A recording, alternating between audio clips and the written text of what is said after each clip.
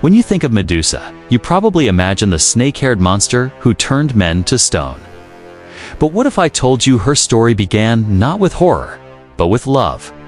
A forbidden romance with none other than Poseidon, god of the sea. Today, we're diving into the tragic love story of Poseidon and Medusa, and how Athena's wrath turned passion into a curse. Medusa was not always a monster. She was a mortal woman, celebrated for her stunning beauty. She served as a priestess of Athena, goddess of wisdom and war. She took vows of chastity as part of her sacred duty.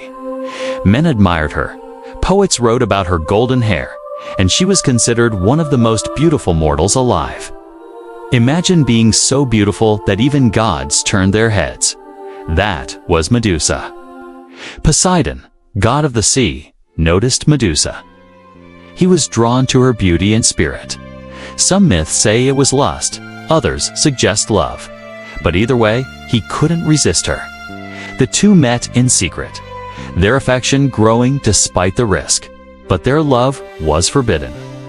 She was sworn to Athena, and Poseidon was already a powerful god with a reputation for stirring trouble. The pair met in Athena's temple, a sacred space that demanded purity. Accounts differ.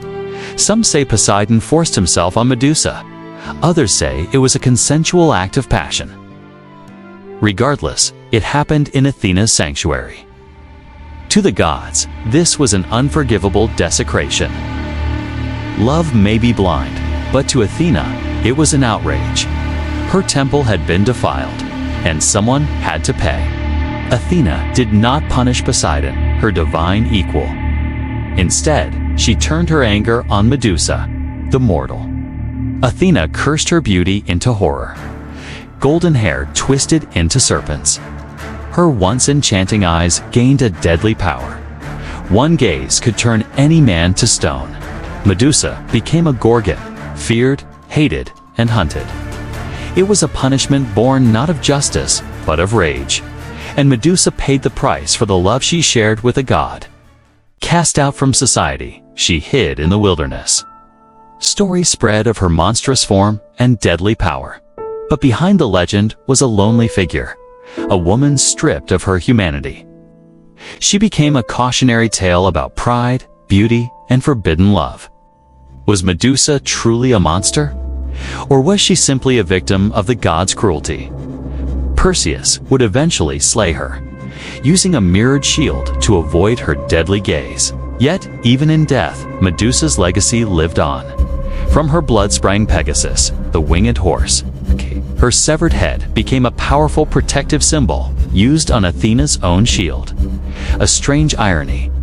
To this day, Medusa represents both danger and protection.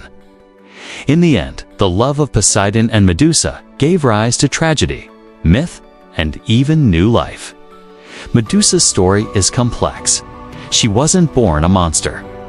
She was transformed because of love and punished for a crime she may not have committed. In modern times, she's often seen as a symbol of feminine rage, injustice, and resilience. So was Medusa truly cursed by love? Or was she simply misunderstood, caught between the passions of Poseidon and the fury of Athena? One thing's certain. Her story reminds us that even in mythology, love and tragedy often go hand in hand. This is Fact Me Today, where myths reveal more than just monsters.